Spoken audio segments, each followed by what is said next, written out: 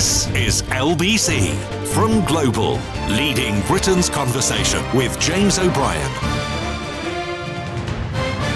3 minutes after 10 is the time. I'm very touched sometimes by the faith you show in me and my abilities. This from Leslie. James, can you explain why it matters if China gets hold of my medical records? What could they do with them? Leslie, I'm afraid that we begin this morning's contemplations with an admission of early defeat, or an early admission of defeat. Perhaps save that one for Mystery Hour. No, don't. Oh, do. Oh, go on. I don't know, is the short answer. The UK Supreme Court is currently ruling on the definition of a woman. The simple question, you might think, of how a woman should be defined in law.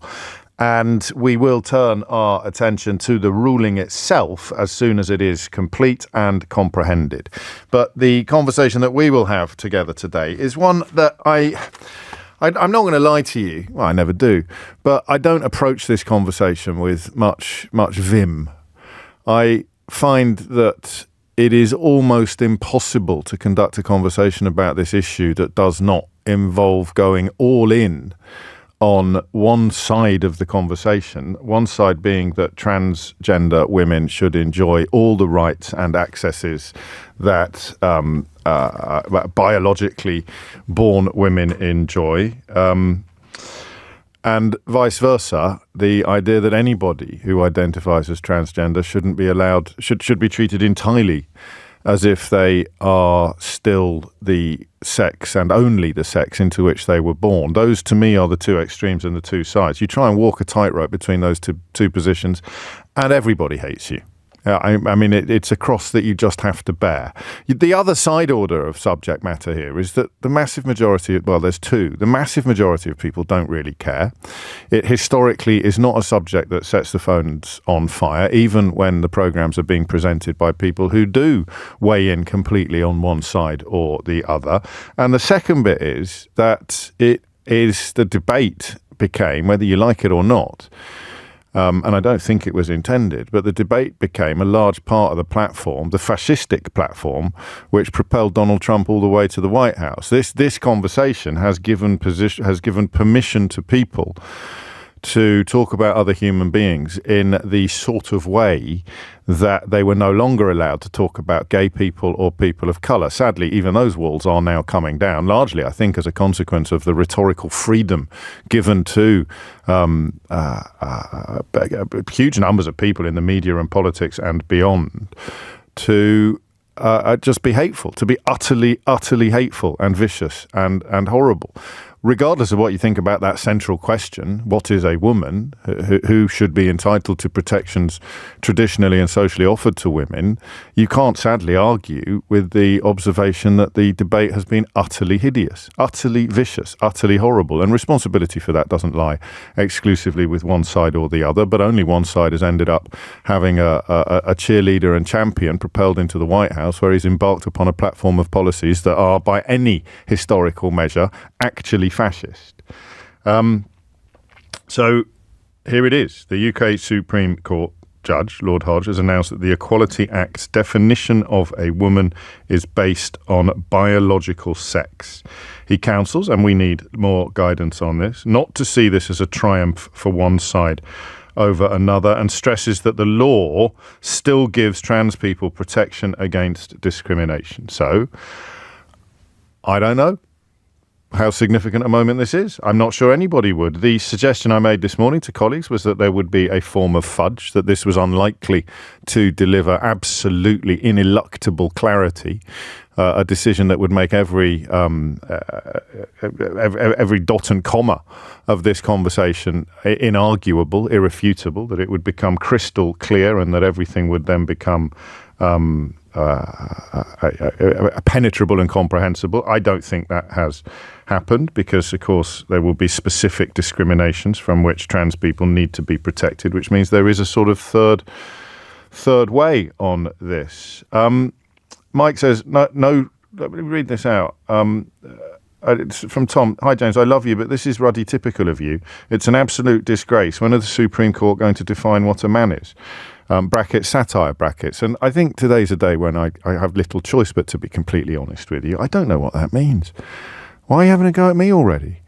I genuinely don't know what that means. Quite a few people are asking why. Here's another one. John, how do we define a man in law? Well, it would probably be the same answer, whether you like it or not. It would probably be biological sex. And the reason why male to female transitioning is so much more controversial is because of the perceived attendant threats. I sometimes wonder whether my approach to this conversation was determined in large part by the fact that the first transgender person I met was a transgender man.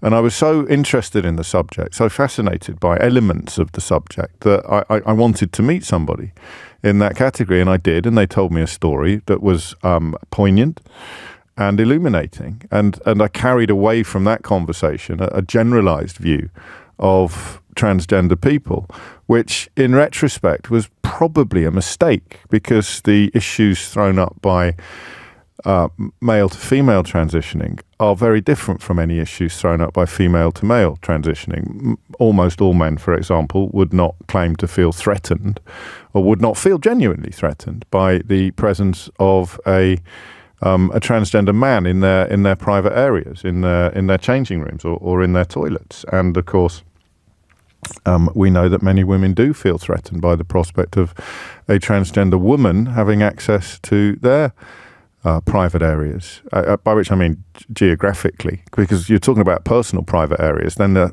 crux of this problem becomes, to me, unavoidable, which is, how are you going to check? How are you going to check? So what do we do today?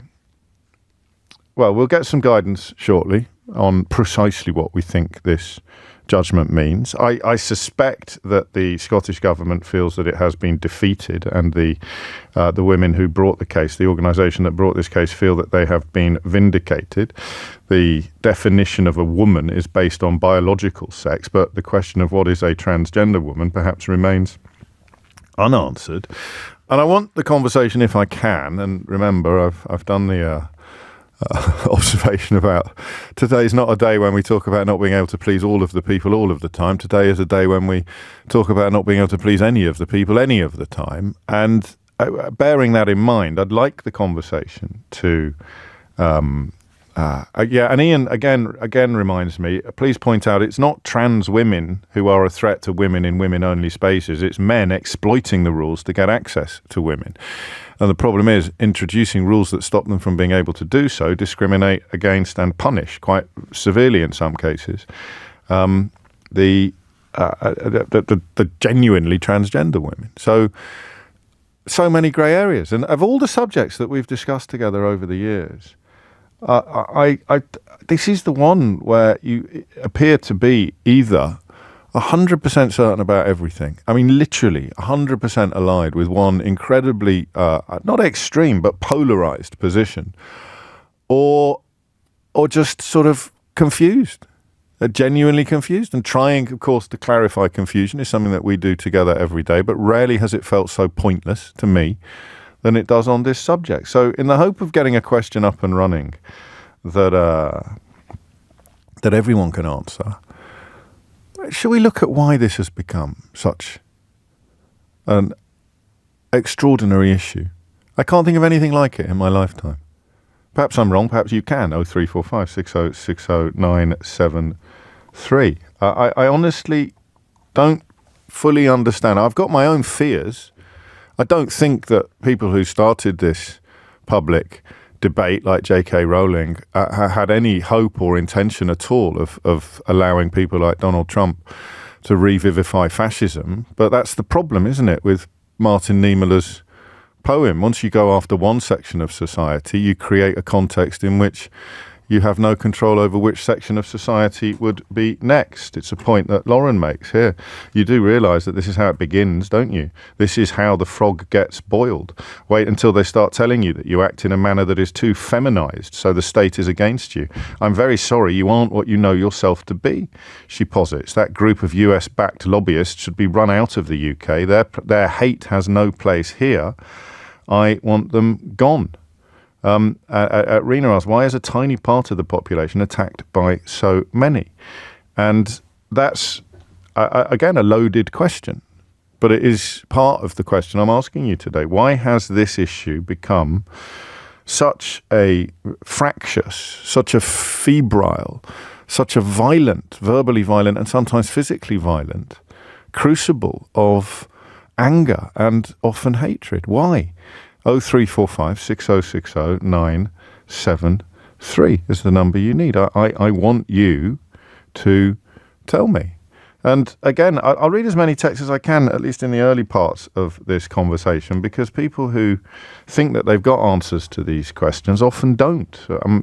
James writes, Rob, this isn't difficult. If you've got a penis, use a male changing room. If you don't have a penis, feel free to use the women's. So who's going to check, Rob?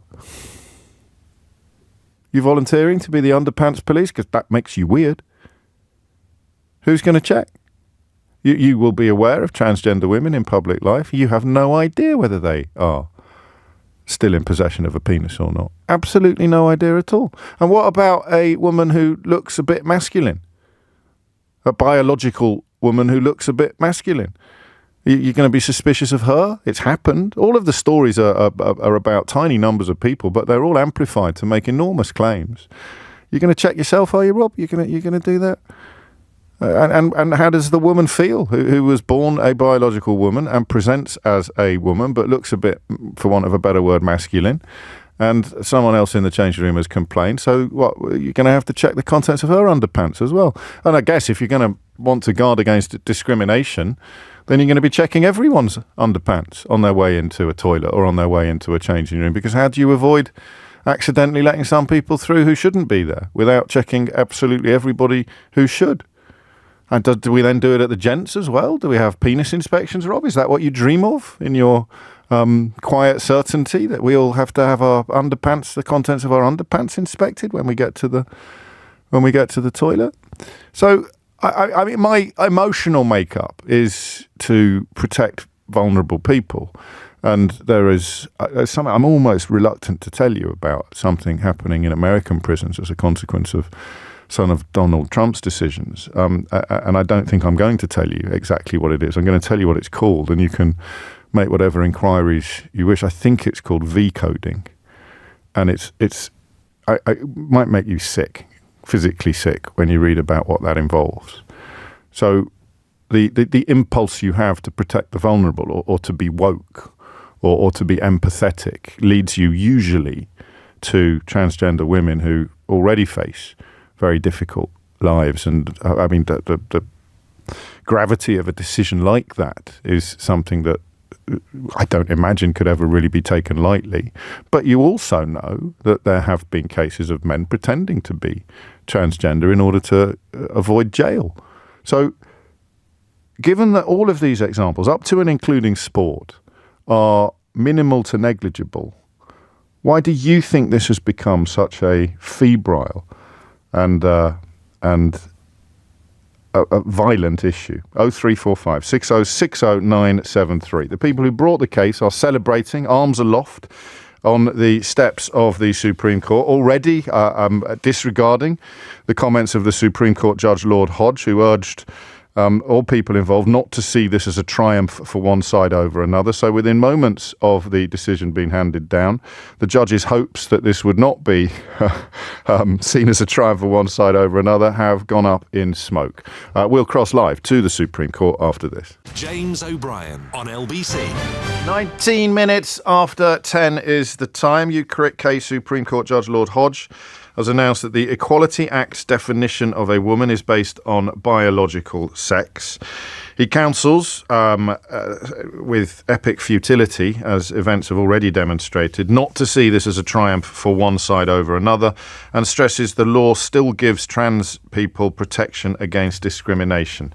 Helen Hoddinott is outside the Supreme Court for LBC, and I mean, it's going to involve a little bit more digging than anybody has had time so far to do on a technical front. But I think we can say with some certainty that one side does indeed, despite Lord Hodge's comments, currently see this as a serious triumph, Helen.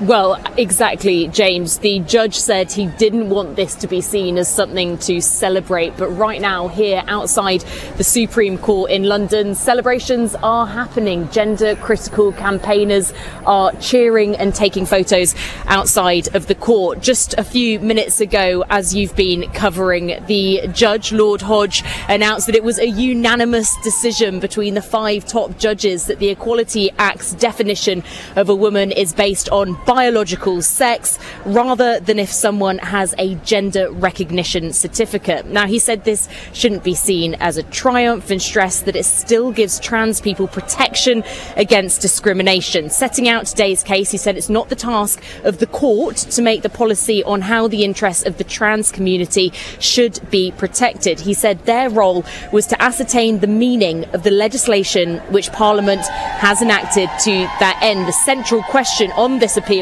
is the meaning of the terms woman and sex in the Equality Act 2010, which of course affects the entirety of the UK, even though this is a case between the Scottish Government and a Scottish group of gender critical campaigners. Now, the judge said, do those terms refer to biologic women or biological sex, or is a woman to be interpreted as extending to a trans woman if they have one of these gender recognition certificates? And the ruling today unanimously was in favour of the biological interpretation. Now, looking back, the judge went over the history of this case because it does go back years, all the way to 2018. That was when the Scottish Parliament passed a bill designed to make sure there was gender balance on public sector boards. But for Women Scotland, which is the gender critical group of campaigners, they complained that ministers had included transgender people as part of the quotas in that law. And after several cases ping-ponging through the Scottish courts over the years, the issue has been sent here to the Supreme Court for this final ruling. Do we know how else it could have gone? Do we know what other decisions the court would have been contemplating, what other definitions? I suppose most obviously that it would be someone with a gender certificate is, despite being born a man biologically, is in law a woman. Yeah, so if the court had ruled in favour of the Scottish Government today, it would have meant that those who had legally changed their gender to female, had a gender recognition certificate, would be considered women under equalities laws. Those protections against discrimination are something that they currently have access to. And then the court ruled in favour of For Women Scotland, which of course meant the opposite. The other thing the court could have done today, the judges could have kind of demurred and gone for the option of saying it wasn't actually for the court to decide on this highly technical ruling between these sometimes decades old pieces of legislation. That would have thrown the issue back into the hands of ministers to decide on how to define a woman going forward. So you might imagine that some politicians today might be relieved that there's been quite a cut and dried judgment coming out of the Supreme Court. Helen Hodder, thank you. We may talk to you later when you've had time to further digest the full contents of this ruling. The question of why the subject has become so febrile and divisive, I think perhaps one way into it would be to ask precisely what is being celebrated today, precisely what are the people cheering that you could hear in the background to Helen's report. Precisely what are they celebrating? What is the triumph that they have achieved, despite being urged by the judge or told by the judge that it should not be seen as a triumph? And I guess I mean that in more practical terms than theoretical terms. What differences will now be made to the lives of people? I guess most obviously the people celebrating or the people mourning this decision. What will the differences made to their lives be? And that way, perhaps people who aren't heavily invested in this issue, in this conversation, might be able to arrive at a conclusion regarding how they feel. Tell me what it is you're celebrating or what it is you're mourning, and I'll decide. I will then be able to decide. I'm speaking now about a notional listener, perhaps, rather more than myself. I'll be able to decide where my sympathies lie. And after sympathy, quite often comes support.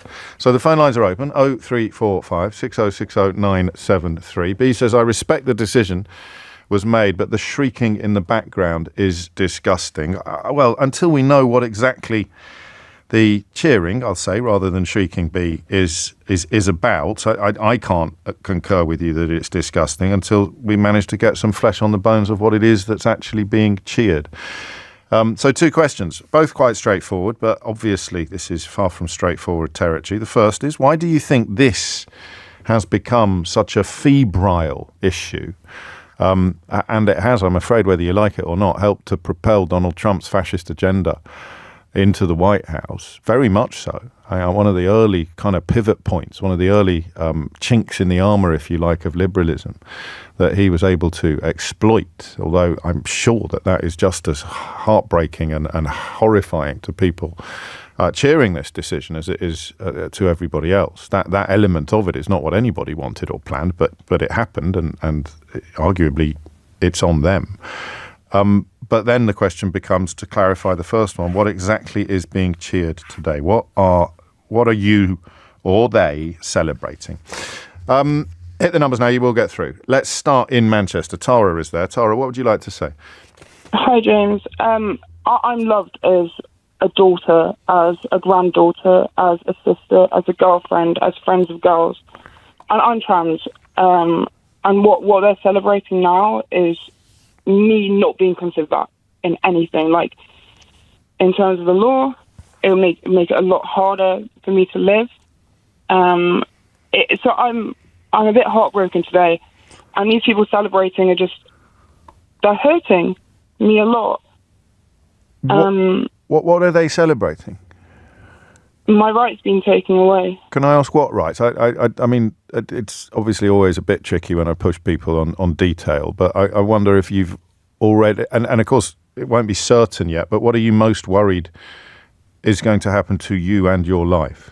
I mean, I've never broken the law, but in terms of prisons, like you hear in America, these trans women being sent to male prisons, and what you mentioned before, that disgusting practice of those prisons, it honestly horrifies me about going to those prisons, because when people think of trans women, they don't think of me. No. I'm young. I pass quite well.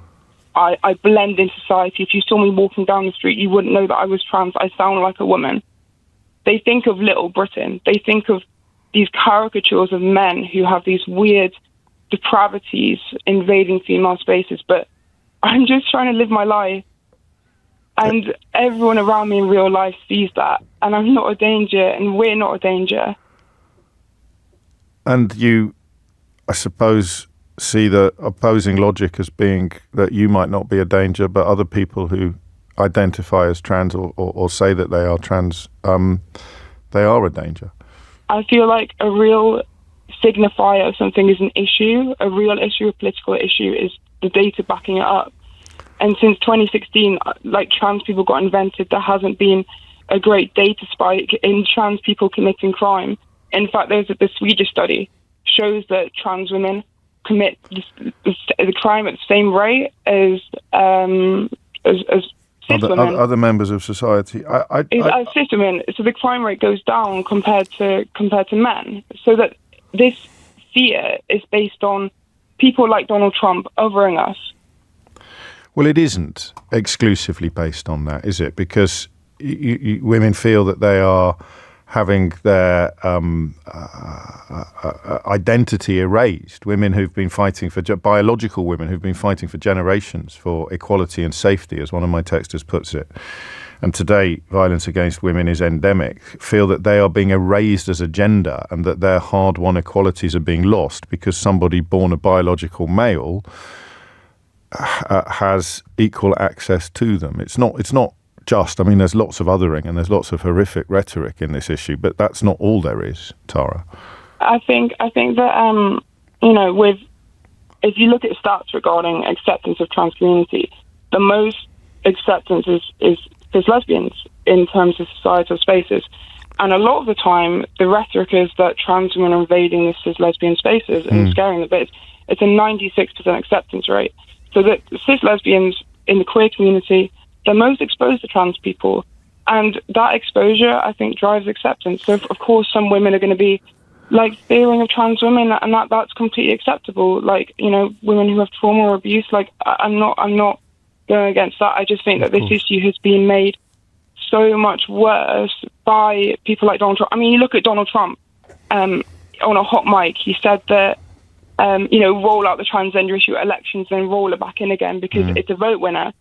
It's just that. And of course, concerns that women have who experience trauma is valid. And I would hate to make anyone feel uncomfortable. Like I avoided, bathrooms. I still avoid changing rooms. And I think that's totally valid. But I just think that the rhetoric is so toxic.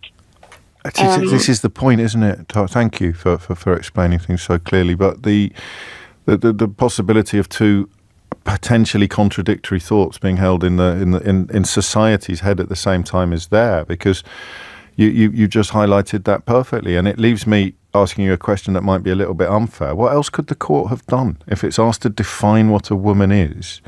What else could a court have done? I mean, honestly, I don't know. I feel like this day is, it always gets to me. Days like this where I transfer the media, sure. It always gets to me.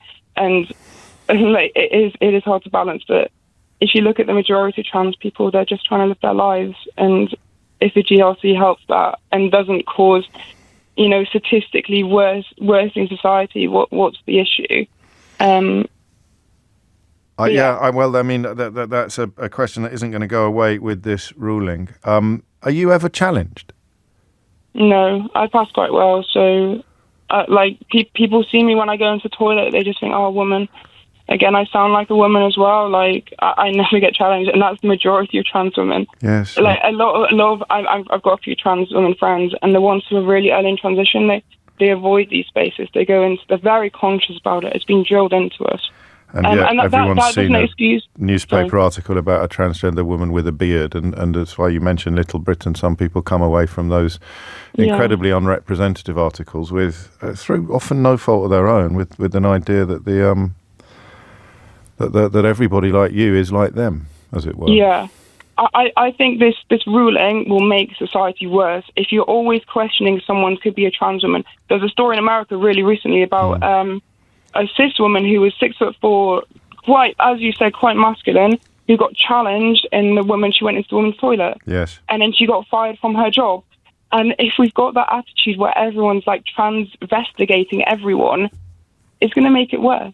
It's going to hurt cis women as well. Well, it is, as you say, already happening in the United States. Thank you, Tara, and I hope that your worst fears don't come true, but I'm grateful to you for explaining what they are. I said that this is one of those conversations where it's not so much being unable to please all of the people all of the time as being unable to please any of the people any of the time. It was a bit of an exaggeration, but don't be disingenuous, James, writes Paul. You know full well what and why they're celebrating, in quotes, and it's disgusting.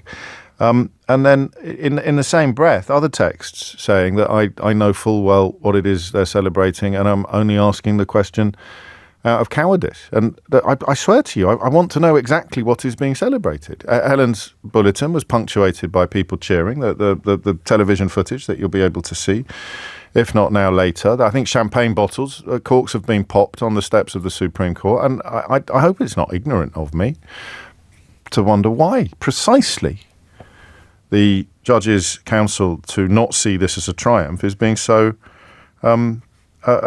enthusiastically ignored. That's all. 0345 606 0973. So the first answer is they're celebrating the erasure of the rights of people like Tara, who you wouldn't know was transgender in any ordinary circumstances. Here's Thomas Watts with your headlines. James O'Brien on LBC. 10:36 is the time. This, I think, is quite thoughtful, but I am conscious, and I'm not being glib, of the fact that every contribution to this conversation can turn out, whether you realised it or not at the time, to be something of a firework. But David writes, the first bit I've already read, women have been fighting for generations for equality and safety. Even today, violence against women is endemic, and they feel that they are being erased as a gender and that those hard-won equalities are being lost. Point 2, the trans community similarly has been subject to violence, discrimination and hatred and are fighting for equality. And then finally, as a society in general, we've lost the ability to calmly debate and disagree with each other without turning to aggression and, in many cases, violence. We seem to be moving to a place where you're either with me or against me. And that's from David in Hamilton. And that's, I think, a fairly good reflection of what my thoughts are on this. But even as I say those words, I know that I will be upsetting you, possibly, or upsetting somebody. And I quite liked this point as well, surprising though it is, because it goes against my instincts as the presenter of this programme. This is from Chris. The thing is, James, you need the boring, mildly opinionated people calling in. Perish the thought, Christopher.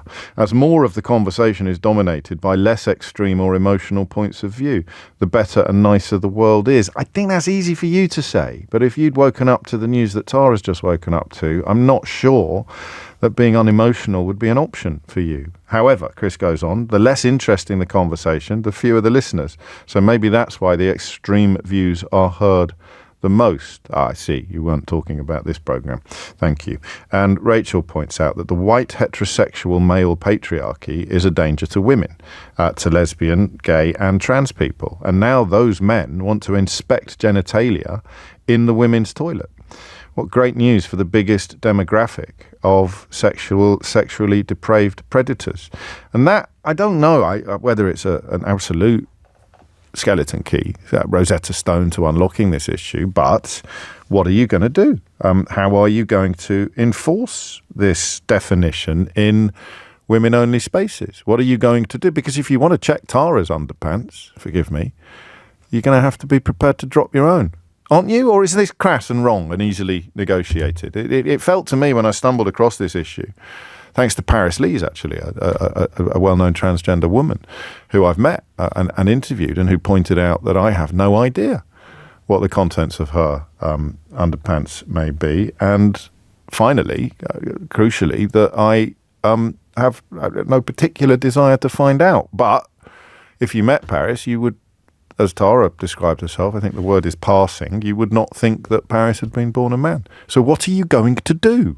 And that's why I think it is a genuine question when I say, what are they celebrating? Why are the champagne corks popping on the steps of the Supreme Court this morning? Maybe you can't put it into words. It's all about feeling and nothing to do with thinking. But that seems a fairly unfair judgment. Katie is in Hatfield in Hertfordshire. Katie, what would you like to say? Oh, well, I just feel like today science has prevailed because I've read some papers that suggest that trans women are only really, obviously their bodies are male, but in their brains they're only really 2 to 20% female. So they are mostly just men who think they're women. They're not actually women. Thinking you're a woman doesn't really make you a woman. So, but that hasn't changed.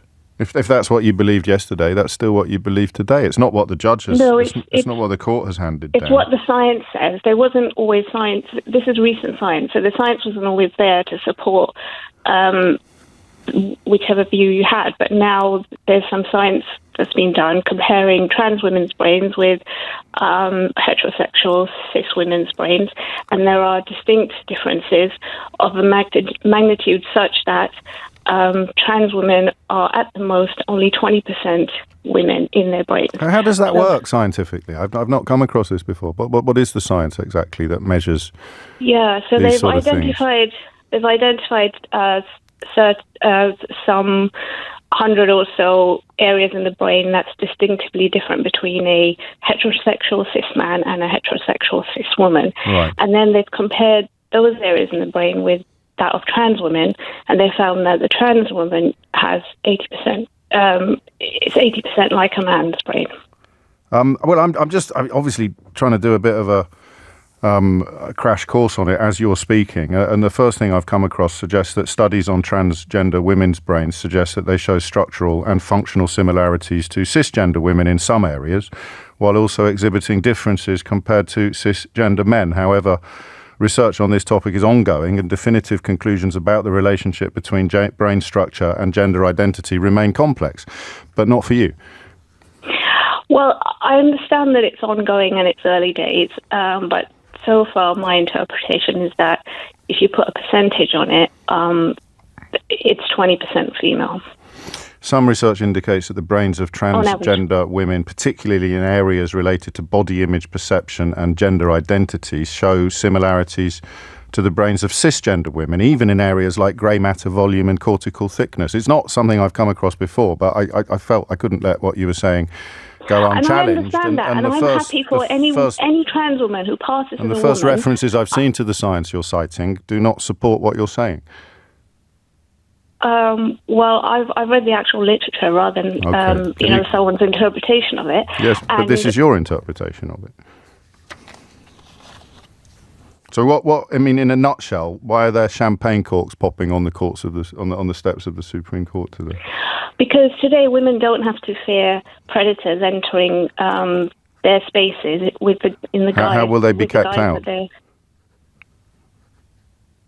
Well, if they, if the law is not supporting it, then that obviously is less scary for women. Of course, but how will the predators be kept out? Well, that's another issue, but the law shouldn't be supporting them entering any female space. No, I agree. I understand that, but if you're celebrating something specific, that predators, to use your word, will be kept out of female-only spaces, supported by the law, which can only be a good thing. But how do you think the law will work? I mean, it's implemented in different ways in different areas. I mean, you'd be getting into criminal law and all sorts of things. Just in terms of a space that you want to keep a predator out of. And of course, in this context, all transgender women are potential predators. So how are you going to keep them out? How are you going to police them? Okay, so, I mean, in my gym, there's you've got to go through different barriers for the various different changing rooms, and it's based on who checks? Which electronic card you have. But who checks? And that card has your gender in it, not your biological sex. I mean, sorry, I meant it has whatever stored in the system. And with this law, this means that it would be your biological sex. It'd be your name and the gender that you've told the gym that you have. So we'd have electric card readers on every changing room and toilet in the country. Well, they do have at my gym. There was a time in 2017 when there were men, mingling around and, checking me out. And women, don't do that. I feel more comfortable with women around in some spaces. Yeah, but they were men. Well, yeah, but they're no longer allowed in women. My area now. Before, during 2017, they changed all the rooms. But under this story, to accommodate this law, you're discriminating against transgender women because of the actions of actual men. But men were allowed in my space because of the law changes. Yes, but they were men. Yes. Okay. I mean, again, it is the reason for the celebration is perhaps a little opaque at the moment, except as we've acknowledged, and you've been very helpful on that, except that the sense of vindication, if you like, or the feeling of triumph. Final question: why do you think the judge urged people not to see it as a triumph? Well, I mean, I understand that trans women who, actually pass for women, a lot of their, I mean, it is sad from their perspective. I mean, I do feel sad for them. Okay. Because I understand their point, but I think they should be allowed in if they've had, the operations and everything. Which brings us back to the question of how you'd check, doesn't it? Well, I think that, that's where the certificate comes into it. The doctor would be the person that would have checked that. I don't think people should be demanding to see people's,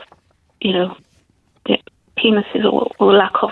No, and yet it's hard to see how some of this would be enacted without at least floating that possibility. Katie, thank you. I'm grateful for your authenticity and your contribution. It's important in a conversation like this. 10:46 is the time, but I mean, I'm not currently crystal clear, despite a few people telling me that it is a disingenuous and or obvious. I'm not crystal clear on precisely what the celebration is about, particularly in the context of the Supreme Court judge urging people not to see it as a triumph, words that were futile almost by the time he'd finished saying them out loud. It's 10:46.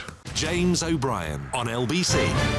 10:49 is the time. It isn't necessarily a morning of clarity. I'm looking at the grounds for this case being brought in the very first place by the campaign group For Women Scotland. The original complaint was regarding Scottish government legislation mandating 50% female representation on public boards, which should not have included, they believed, transgender women. And if you think about it, if you're looking for a 50-50 split between biological men and biological women, then you can't achieve it if what are biological men, according to what the Supreme Court has decided today, are taking up roles that have been reserved for, quotes, women, end quotes. And I'm using the quotes from the ruling. And this doesn't help. I mean, unless perhaps you introduce another quota for representation on public boards and say that 1%, 2%, 3%, what would the figure be, of representation on public boards should be of transgender people? Or is the desire to see them completely erased? I thought Katie was really good as a caller. I mean, some of you disagree. Some of you think that I didn't conduct the conversation very nicely. But I want to get to the heart of what is being celebrated. And in the end, it sounded as though she was celebrating the removal from female-only spaces of liars, not of transgender women, of men pretending to be transgender women in order to access women-only spaces. And the question then of how do you police that? Well, to me it becomes pertinent, but then maybe because I don't have any personal skin in the game, I'm able to separate the practicalities from the principle. And for you, the principles are much more important than the practicalities. Or both. I don't know. Farah is in Finsbury Park. Farah, what would you like to say? Oh, good morning, James. Basically, it's a very dark day for feminism today because they tried to do this in America, ban trans women from women-only spaces, and the only thing they achieved in doing is having women that don't fit, cis women that don't fit these gender-critical narrative of what is a woman, thrown out of women's changing rooms and toilets. It will, do you understand what I'm saying? Yeah, well, I do. I mean, almost bathroom bans affecting cis women with short hair or particularly tall or particularly muscular. Exactly. Yes. Well, I transitioned 10 years ago. I had my operation 8 years ago.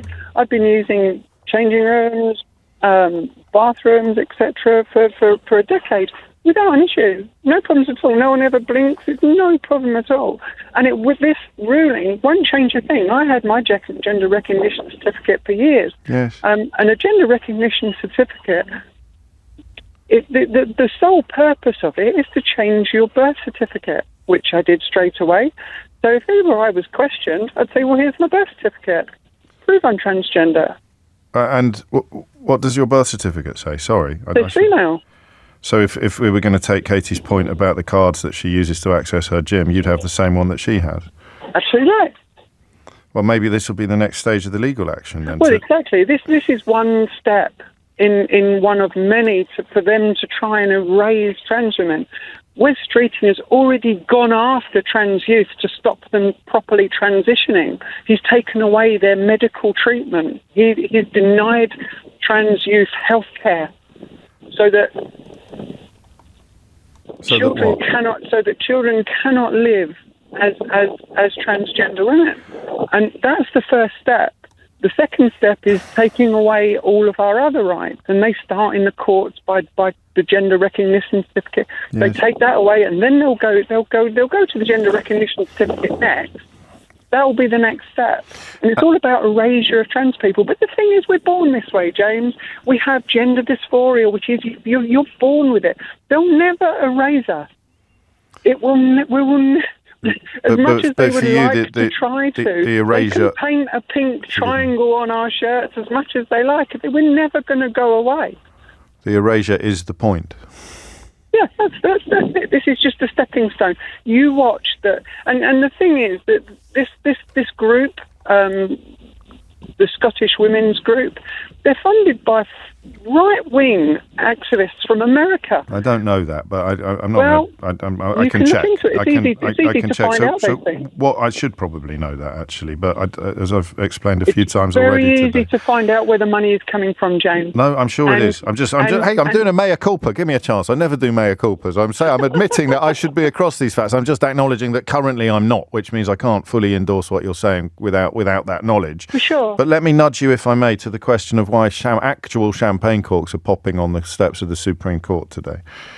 Because they've gotten up a rung on the stairs, on the ladder, to have us arrayed. The next step, they will be coming after the gender recognition certificates to stop us changing our birth certificate. And only time will tell whether you're right or not. Just one other point. If trans women are not allowed into the women's bathroom, what about the trans men that have got testosterone, they've got big muscles, they've got facial hair? What they're going to do is they say, well, if trans women can't go into the women's bathroom, then trans men can't go into the men's bathroom, therefore trans men have to go into the women's bathroom. And women are going to lessen the state where big, bearded, muscly guys are going to be going into the women's bathroom saying, I'm a trans man. Yes, I mean... Make it make sense. Well, I guess it is that clumsy attempt at distinguishing between principle and practicality that I embarked on just before you came on the programme. But it is hard to see. And I do wonder, and you're a lot closer to this than I am. Oh, you're in it. It's you. But I do wonder how many people's opinions are formed by claims about things like, you know, Republican politicians in America saying that you can send your child to school a boy and he'll come back a girl, and all of these claims about coercion and all manner of issues, and then the very well reported examples of people who I don't think anyone truly believes are transgender or are born the way that you were born. You describe yourself as being born, trying to get out of men's prisons and into women's prisons. These are not non-existent problems, even if they're hugely exaggerated. Well, the thing is, James, you're born with gender dysphoria. It affects 1% of the population, and these things are massively amplified by the Daily Mail, the Tory Graph, GB News, and every time you have somebody come on and speak up against trans people, and it's always done on the guise of women's rights, yes, they will always throw in somewhere the word rape, the word predator. Yes. Yes, we're not.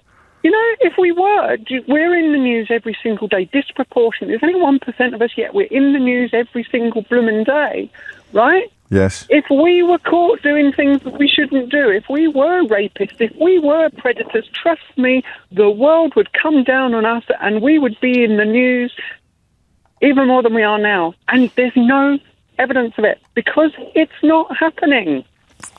And yet that is the the kind of public narrative. I've tried to find evidence of what you said, and I can't. All I can find is that funding for the legal challenge came through crowdsourced donations. This is an earlier legal challenge, including £70,000 from the author J.K. Rowling. But I bet you can send me some links if you want to. But I will continue to look clearly on issues like abortion and trans. Even people who have polar opposite views to the far right on abortion do. Coincidental, I don't know what word you prefer, have the same views on this issue as a lot of far-right agitators who are increasingly trying to fund, what would you call it, debate, if you prefer, or division in this country. Thank you, Farah. So what exactly is being celebrated? You see now, I think, that I wasn't being disingenuous when I asked that question. Farah could be right. They are celebrating one step closer to the erasure of transgender women. But then another question pops up. Does that mean now that transgender men, some of whom are much more buff than me, to take up Farah's point, will be able to waltz into women's facilities? And if not, how are you going to... you know the next bit. Jack's in Wolverhampton. Jack, what would you like to say? Hello, mate. I don't think I'm more buff than you, but I'd definitely get stared at if I went into the... It's not hard, Jack, to be more buff than me. It's not hard at all. So you're a trans man? Yeah. Right. I've been transitioned since I was 16, and I'm 30 now. So Okay. I look really masculine. The only thing you'd think is I'm sometimes a bit camp, but like I'm quite masculine. Okay. It's around masculine men I get really camp for some unknown reason. Okay. And I think I can kind of understand why they're celebrating. And I think part of that is because I did obviously grow up as female, and when you've got a female body, there is that increased fear of what men might be able to do to you. And even when I started using the male changing rooms, like I was always worried, like, oh my God, what if they find out I'm trans and got the right equipment for them? And do you know what I mean? Like, puts me at risk. But when you look at the statistics, like that last caller said, if trans women especially were doing this, it would be on the front pages of every newspaper. And of course, there's parts of the community that do go on to commit really dangerous crimes, but that's the same for everyone. And having trans women not being allowed in these spaces isn't going to stop a predator hurting you, because like they don't look at the door sign and say, oh, it's got a women's sign there, I'm not going to go in there, I'm not allowed, if they're going to hurt you. Do you know what I mean? So no one's going to the lengths of transitioning, all the stuff. I've always thought that. do. I've always thought it was such a. I mean, and the first transgender person I met was somebody roughly the same age as you, another trans man, and when they explained to me what they'd been through, I just thought no one would do this frivolously, or no one would do this mischievously, or just to gain access to a changing room. And of course, there are degrees of transition, as everybody has acknowledged, but that idea that it is largely fraudulent behaviour seems to me to underpin a lot of the animosity and a lot of the negativity, and that's pretty grim. That's a horrible thing to live with. I mean, some people would say that effectively you don't exist in your current form, and that the biological female you were born as will be you until you die, regardless of what you say, do, claim, feel or believe. Yeah, like it makes me so angry that if I didn't have dogs, I would be getting myself arrested by walking into women's toilets all the time, just to like annoy the authorities and be like, well, make a decision then. Am I illegal for being in there because I'm a man, so you do see me as a man? Right. Or am I biologically female and then I haven't broken the law? So, do you know what I mean? But I do. I was briefly confused by the mention of your dogs, but what you mean is that if you were arrested, there'd be no one to look after your dog. I just wanted to clarify that. I mean, at least we can all agree we all love the dogs, Jack. We all love the dogs. If only this country had a similarly compassionate attitude towards some human beings as it generally does towards dogs. Thank you, mate. It is 1 minute after 11. You're listening to James O'Brien on LBC. James O'Brien on LBC. It is 5 minutes after 11. Thank you for this discussion, writes Roddy. I've learnt a lot that I didn't comprehend before. The clarity of your callers has been compelling. It has, and long may it continue. But the grim conclusion so far is that the celebration is about the erasure of people. And of course, it's not a grim conclusion if you don't really believe, or you genuinely don't believe, that those people are real, that they exist. You don't believe that Jack is actually a person.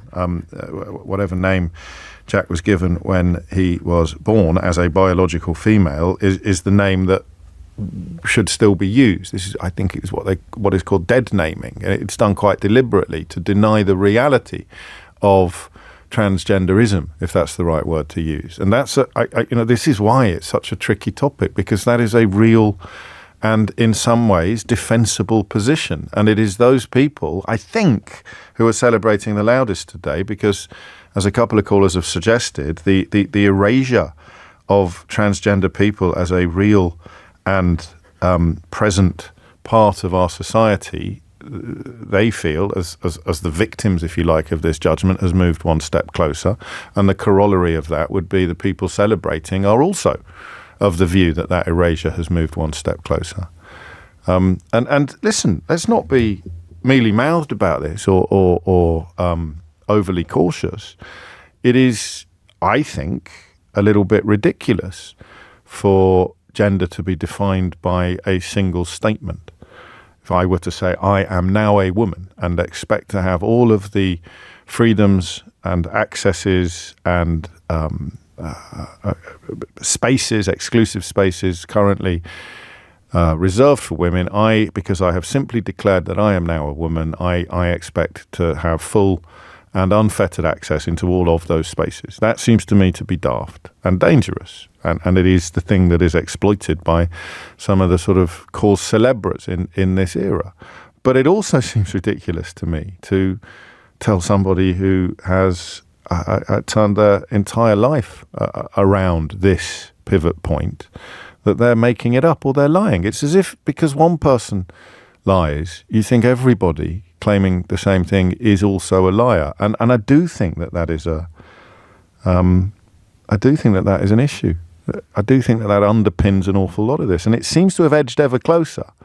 Rather than saying, trans people should have rights, the debate, as I have followed it, seems to have edged ever closer to saying trans people don't really exist. And that is the way that you ensure that they don't have any rights. And so you can hold both of those thoughts in the same time. You can hold both of those thoughts in your head at the same time. 8 minutes after 11 is the time. I've got 3 or 4 phone lines free if you want to balance the contributions. If you feel that they're not balanced at the moment, then it's entirely up to you whether you ring in or not. The number is always the same, 0345 6060 973. Lots of people called Alan are telling me that this is a nonsensical debate and that there are only 2 genders and common sense should prevail and we must expel this lunacy. And that is precisely what somebody who genuinely thinks that transgender people don't exist sounds like. It's just a little bit odd that so many of them in my inbox today are called Alan. I don't know what we're going to make of that. But there it is. What exactly is being celebrated today? 0345 6060 973. Because it's a question that is rendered pertinent by the comments of the judge who said don't celebrate. Or to be exactly precise, who said don't see this as a triumph for one side over another. The law will still give trans people protection against discrimination. The question of how is yet to be answered. But the provision perhaps of I don't know, third spaces perhaps becomes pertinent. Maybe there is a common ground. I've always wondered that. Maybe there is some sort of middle ground. But the problem is the problem of policing. Always, I think. Gillian's in Newcastle. Gillian, what would you like to say? Oh, hi, James. Thanks for having me on. I run a charity in the South Coast supporting the needs of transgender people right across the UK, but based in the South. And you said many things I wanted to say, so thanks very much. However, I think the people celebrating on the steps of the courtroom today are probably lawyers, because this is an issue that you've actually really illustrated. It's not in the definition, it's in the detail of how you make this thing happen. So, well, they're definitely not lawyers. I'm looking at the footage now, I think they will be. And obviously they are the people who brought the case. They may be sharing their champagne with their lawyers, but it's the people that brought the case and their supporters, of whom there are many, and they are today very, very happy. And there is an argument that presumes that there are 2 sides to this equation, where there are a bunch of radical feminists on one side and a bunch of radical transgender people on the other. Yes. And the reality of that's just not true. No. There are people like myself who can say it's important that there are women-only spaces where women can go and be safe from men who are coming to commit acts against them. Yes. Now, the people that come to commit the acts against them are very, very, very rarely, if ever, transgender women. And I think what we're doing here... But they might say that they are. Yes, but the evidence in the law and the case law doesn't show that. No, that's even true. Case law proved, cited by the other side, the trans exclusionary.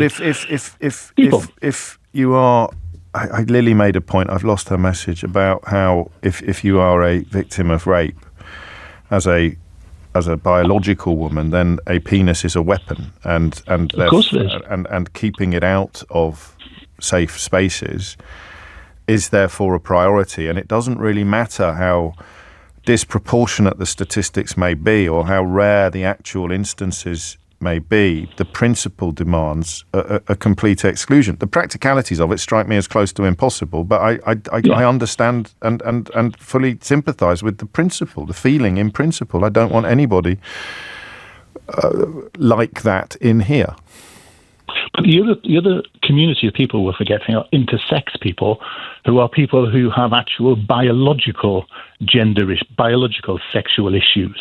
Yes. So people who are born in one gender, for example, a female, but their testes descend during puberty. Those people are marked as female, but actually have all the male genitalia. We have trans people who have different genitalia that doesn't work, for example, because you've gone through a form of. But the court is, look, I mean, the chemical court, castration, for example. The court will recognise this, and the court's challenge today was to determine essentially what a woman is, and they have determined that a woman, by definition, is somebody born into that biological sex. So yeah, that's it. So does that mean, and how are they defining it? Are they defining it by the ability to have children? Are they defining it by having a uterus and fallopian tubes and such like? Because there are lots of women who don't have those things. Does that mean they're not women? And the whole subject becomes complicated. And all I'm hoping is that we see this is the beginning of the debate. And I think one of your earlier callers, a trans man, who I think are going to have bigger problems than trans women. Do you? Why? Why do you think that? In this situation. Because actually, if you've seen a trans man, within about 3 or 4 months, a trans man looks just like any other cisgendered man. There may be a height difference or a sort of a more youthful. But there's no public pressure to keep them out of gentlemen's facilities. No, absolutely not. And because, as you're saying, your argument is they don't have a penis. But that's understandable. I get that. But the social. Well, that's not why there's no public pressure to keep them out of men-only spaces. It's because men don't feel threatened by trans men. No, because the levels of victimization as well to trans men and trans women is vastly in excess of any victimization or hassle that we cause the cisgender population. Which is why Jack spoke about his discombobulation when he finds himself in certain circumstances. Can I read something that's quite offensive to you personally, or would that be unfair? I don't know how thick your skin is. I'll decide how offensive it is, so carry on. So Phil in Grimsby writes, ha, Gillian, quite obviously a bloke from listening to him speak for approximately 3 seconds, 2 sexes and wrong'uns, a victory for common sense and the good of the human species. That's from Phil in Grimsby, who is picking up on the timbre of your voice as a trans woman, but who obviously couldn't have made those comments about previous callers like Tara and Farah, who, at least on the vocal dimension of transitioning, have gone much further than you have. So, I mean, his point explodes even in the context of the last hour of radio, but these are the people who are these are some of the people who are celebrating today. And I think it's interesting, and that's what I wanted to ring, because there are some of us who haven't got as far as others. Some of us who haven't focused on voice as the most important thing. The propagation of the species is the argument that's put behind this. And of course, if you look in Project 2025, you will see the playbook that goes on for the eradication of transgender people. I'm just going to mention that David A. Graham, the author of the project, How Project 2025 is Reshaping America and the World, is joining me at 12:30 today. So it's almost as if you're on commission to do a little bit of pushing forward to guests. But yeah, and that's why I talked about whether they wanted it this way or not. The people celebrating today have ushered in a conversation that Donald Trump has exploited in every imaginable way, and which is a crucial part of his fascist platform in the White House. But the other thing here, James, is that you've created a community who are othered, so we have fewer rights than everybody else. So, for example, I don't get the same rights as a cisgendered man and a cisgendered woman. I just don't get them. I don't get treatment. Transgendered kids don't get their health needs looked after. I don't get treatment on the National Health Service. If I need treatment, I need to go privately. It creates, if I want to actually go through the performance of that, go through the process, of becoming transgender privately, it costs me between 50, 60, 70,000 pounds. This is as one of your early callers said earlier. You can see how annoyed I am. This is not something we do lightly. This is not fun. The nonsense that one of your callers talked about, the science behind that, that's just nonsense. And what we have seen time and time again, that if you understand the process of identity, the psychological process of identity, the definition of not what I am, but who I am, we understand that identity is a thing in psychology. As a doctor of psychology, I can say that as well, I think, with some evidence to sit behind that.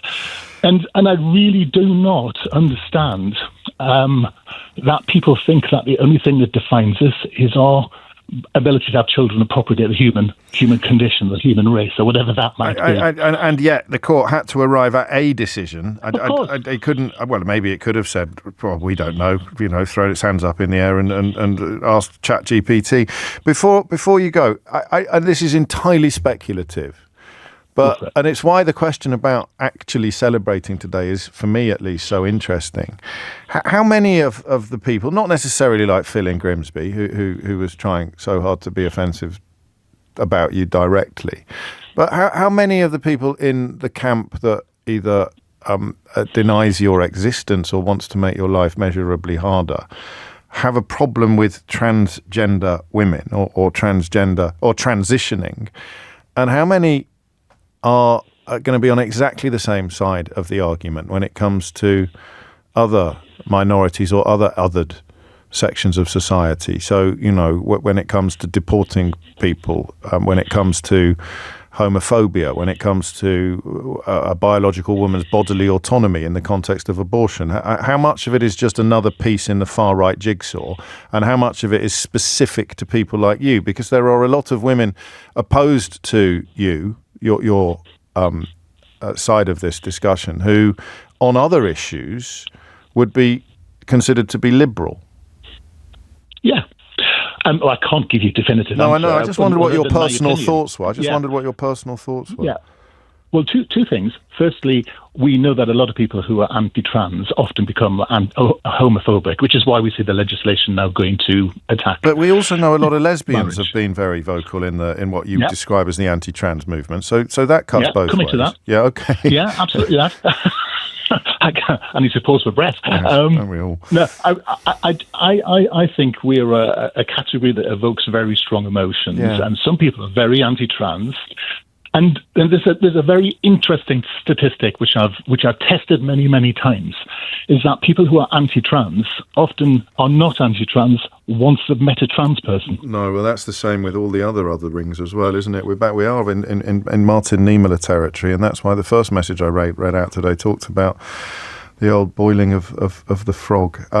Thank you, Gillian. It is 20 minutes after 11. You are listening to James O'Brien on LBC.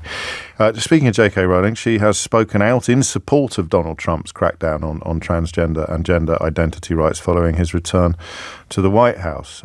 Very clever woman, but somehow able to separate that facet of Trump's fascism from all the other facets, which I presume she would condemn. Although that was back in January when all he'd done was pardon Capitol rioters and exit the Paris Climate Agreement. He hadn't embarked on some of the more extreme behaviours that we have seen since. But there's a temptation to claim that the left brought this on itself, whereas almost every instance of the issue getting airtime or getting news coverage has always seemed to me, as someone of the left or someone who is a fully paid up member of the Metropolitan Liberal elite, all of these conversations seem to have come from the place of opposition. They almost all seem to have started from the place of opposition. There's some hideous clashes between people at places like Speaker's Corner, but in terms of news coverage, in terms of where you're getting the idea that this is a big issue, it always seems to me to come from people like Donald Trump, not from the people that J.K. Rowling chooses to describe as, quotes, the left, end quotes. But that might just mean that I'm following the wrong news sources. It's 11:21. James O'Brien on LBC. It is 11:23 and you are listening to James O'Brien on LBC. And the other problem with that analysis I just read out is there's loads of people on the left who will welcome this ruling. They will be hideously opposed or violently opposed to everything that Donald Trump represents, except on this one issue, which is what makes it so, well, one cannot have gradations of uniqueness. You cannot say something is more unique than something else. Something is either unique or it is not.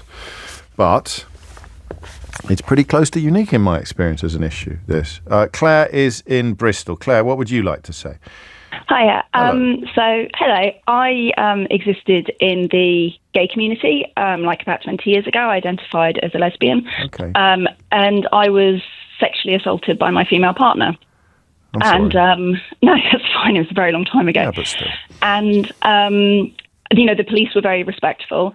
But I think one of the things I feel quite angry about is the sort of ownership of protecting victims. And I could have been in a shelter and the person who assaulted me could have absolutely walked in, could have absolutely, assaulted me again. And I can't imagine the places where I was when I was seeking help would have ever turned away someone who was a cisgendered male who was in a gay relationship, who had been the victim of domestic violence themselves. So I feel like I would almost like them to stop saying that they're doing it in defense of victims, because you're not, because violence exists everywhere, unfortunately, in lots of layers and in lots of places. And I just don't think that.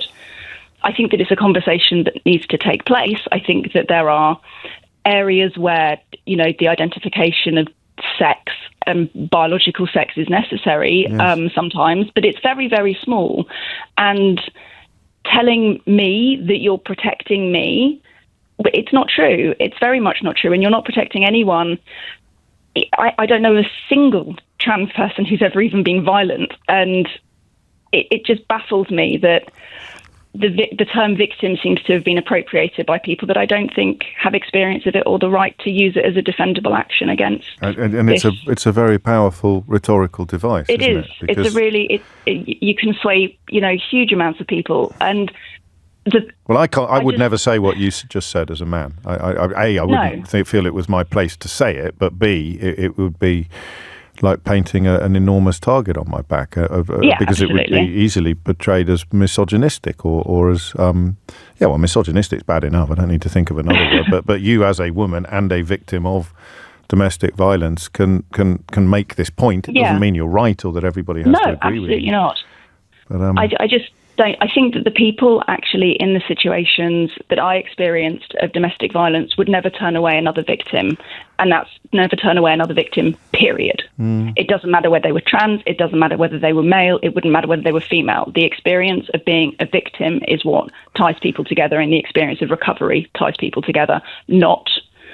I think had the woman tried to walk into a support circle, they would have been torn limb from limb, because it's about victims supporting victims, and I don't think they get to do it. Certainly not in my name. In defence of my experience. I hear you, and the incidents of violence in this country, domestic or otherwise, are going to be hugely skewed towards biological males, and that category.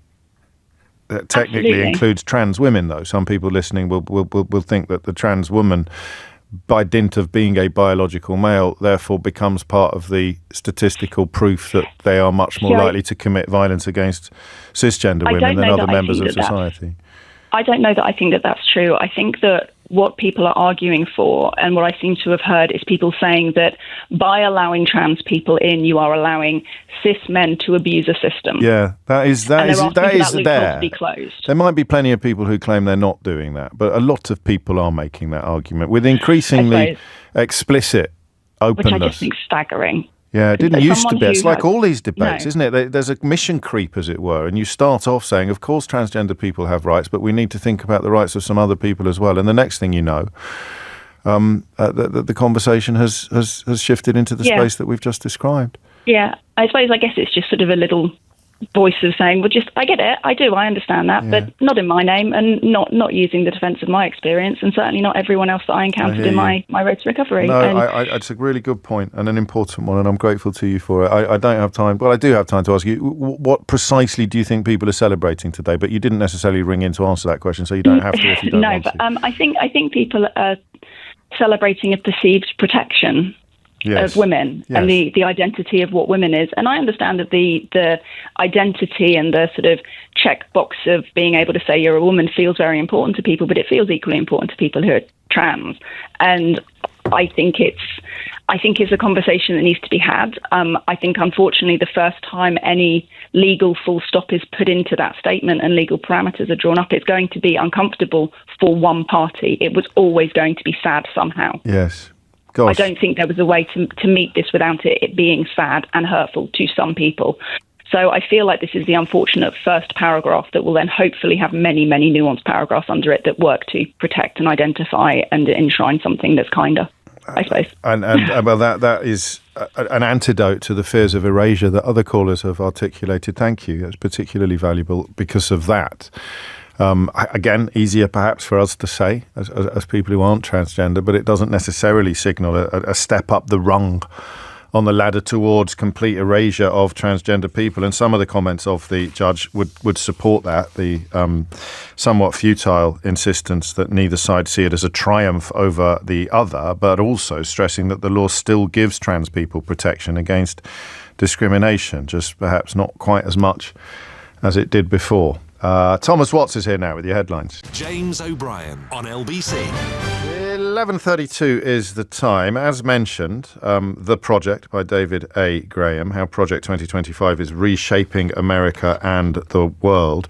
The author of that book will be joining me at about 12:30 today. And it's for two reasons. Number one, the fact that it's popped up increasingly in our conversations, the idea that the people around Donald Trump, if not Donald Trump himself, are operating to a template, and somewhat unintentionally, because I didn't know, I'm not very good at forward planning. I didn't know until I got to work this morning that this judgment today in the Supreme Court was scheduled to be delivered. But the deployment of anti-trans feeling has, as an earlier caller explained to us, is a significant constituent part of attempts by far-right figures in the States to reshape America and the world. But of course, that doesn't mean for a moment that everybody who is delighted by today's decision in the Supreme Court is a member of the far right, or indeed that anybody who's disappointed by it is left-wing.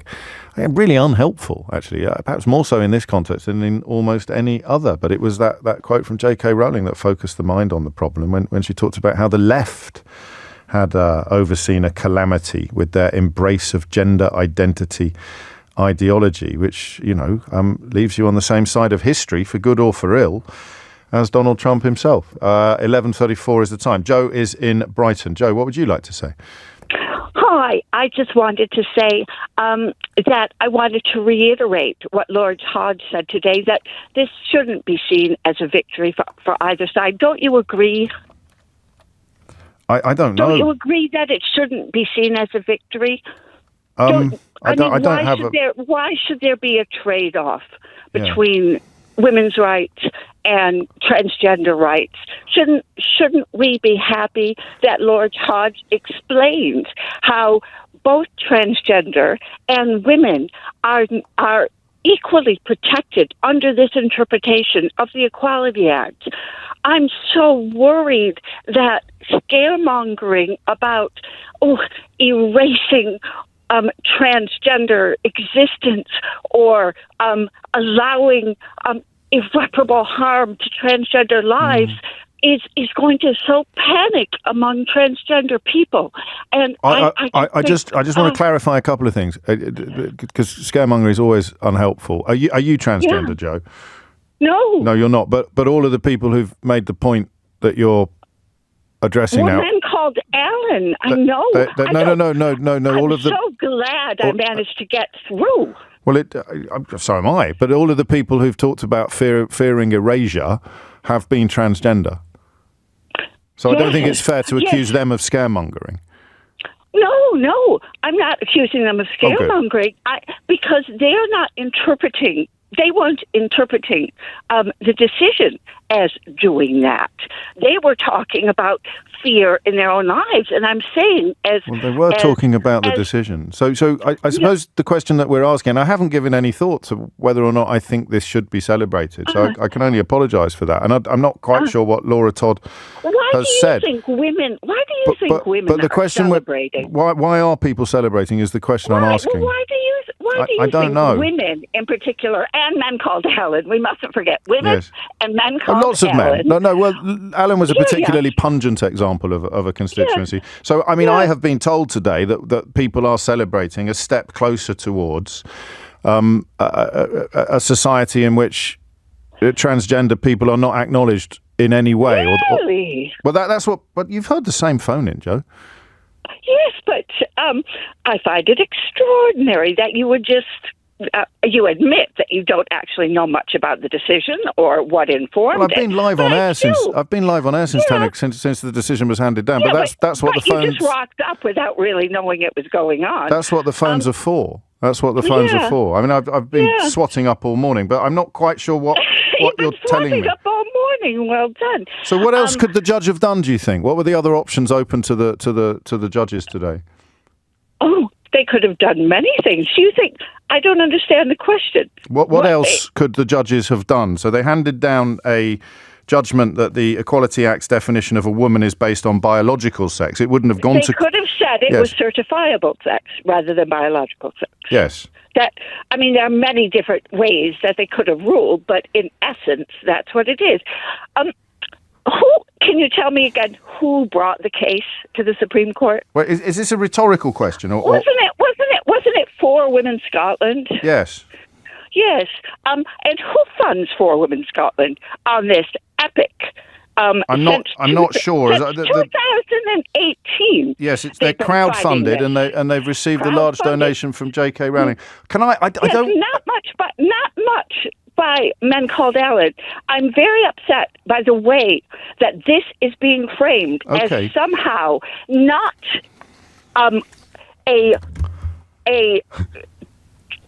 not something done for women who are very concerned about their erasure, but somehow it's all about the erasure of trans people. Yes. And it is simply not true that it's about the erasure of trans people. And sowing more discord between women and trans people is incredibly irresponsible and exactly the thing that Lord Hodge said should not be done. Okay, but you're not suggesting I shouldn't take calls from transgender people in a discussion about legislation directly addressing transgender people then? Of course not. So what are you suggesting? What are you suggesting, Joe? I'm suggesting that your editorial framing should perhaps give less weight to erasing transgender people, but it's a phone-in show. A little bit more towards why women brought the case, it's the erasure of women show. As a bio. I can only work with the people that call me. You have no editorial framing. No. How many times have you said erasing transgender people? Well, I'm repeating what my callers have said to me. Oh, you've had... Interesting how every comment on X is a woman supporting this decision, but you have had none call you. Right, so you think we should be more like X? Did I say that? I don't. I'm trying to work out what you did say. That? Why did you bring X into it? Because that's where some people are talking about it. Did I say you should be more like X? Why did you mention X? Because that's another place where people are talking about it. And so is this. A few more than you, I'm sorry. Live and let live. But, the conversation on X can unfold in one direction. I love the way that you're presenting yourself. It's completely neutral. I'm so neutral. And I'm only going by what the people that call in and say. You're not even slightly. I've also read out a lot of text, and you have called in. I'm trying to listen to what you say, but and I mean this very respectfully. I'm not entirely. Oh dear, not the very respectfully. Oh, very respectfully. I'm not entirely clear what point you're making. So I've got 4 more minutes before the break. I'm making the point that this decision today in no way erases transgender people. It's not, as you said, the first step on the ladder towards the erasure. That was me again. That was me repeating a caller. But I'm glad you've made this point. But is it fair to suggest? It is not that. No, but is it fair to suggest that what transgender people feel today is perhaps more important than what you and I feel? What women feel? No, that what you and I feel. That what feel? You and I feel about this judgment. No. Okay. In the context of how does this make transgender people feel? Not more important than what I feel as a woman. No. But you're telling them how they feel. You're telling them that they shouldn't feel as if it's erasure. I'm so not. You are. I'm not. They can feel however they like. I think you did. No, I didn't. I said precisely yes? that this ruling does not do that. But they think it does.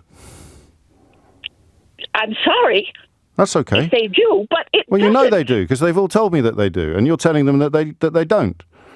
No, I'm saying go to the ruling listen to Lord Hodge Yes. and be reassured. Don't be inflamed. Well, we could have said that. We could have said that a little bit quicker.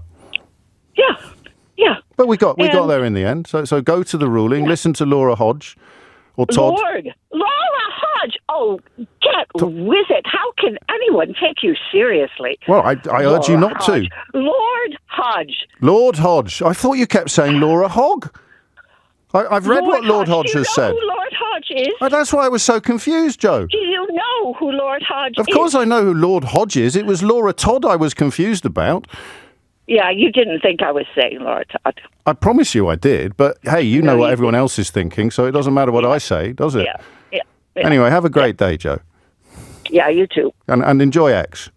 I suspect you'll feel very at home there these days. It's 11:43. Rose is in Hexham in Northumberland. Rose, what would you like to say? Thank you for having me, first of all.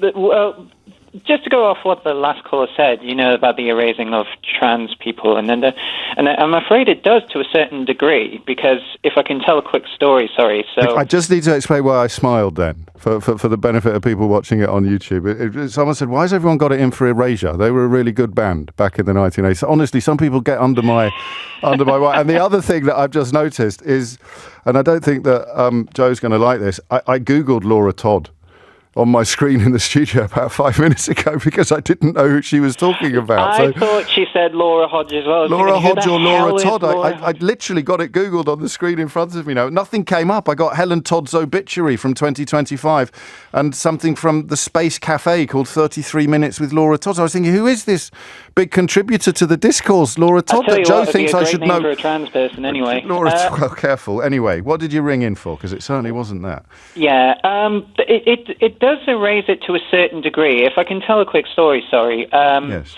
So when I went through the gender identity clinic to have my medication and stuff, and I remember there was a period I was using the disabled toilets for safety and this and that. And I told them what I was doing, and they actually took me off my medication because, and I quote, I wasn't living as a woman.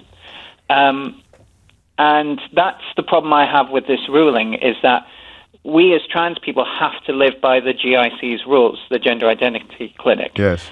So to say that it's not erasing trans people to a certain degree, I think is absolute nonsense, because it could take their medication away. The other thing again, at risk of establishing a recurrent theme on this, I don't have the knowledge that you have to respond fully to what you're telling me. No, that's okay. How do you respond to the claim? Because I suppose what confused me in the last 10 minutes was Lord Hodge said don't celebrate, and then people went out and celebrated. So the question of what they are celebrating is at the heart of this conversation, isn't it, really? And you think they are celebrating the attempted erasure of people like you. And some people, like our last caller, are adamant that you should not think that there is no basis for that fear or that thought. Yeah, I think that's absolute rubbish, because so what I think they're celebrating is this demonized version of what trans people are, which is sort of like a bloke in a dress with a massive beard wanting to go around assaulting women, which is nothing. That couldn't be further from the truth. We just want to live our lives. And it's been very scary. I mean, I support, obviously, I work with trans groups, and we're very scared at the moment. Yes. For people who of a certain age who remembers the Admiral Bar bombing, we're very scared that could actually happen again. Admiral Duncan. The Admiral, yeah. And so I think that at a place where transgender people convene, or even just at a general LGBTQ venue. Absolutely.